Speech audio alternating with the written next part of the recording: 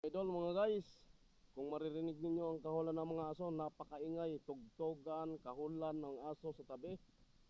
Kaya nasa labas na naman tayo ng dalampasigan mga guys, oh. Alam nyo mga idol, marami na ang naluluka at naluluko sa social media.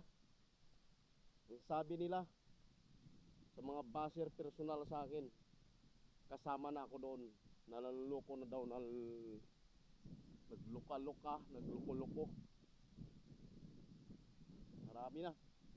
Marami na daw, kasama na ako doon.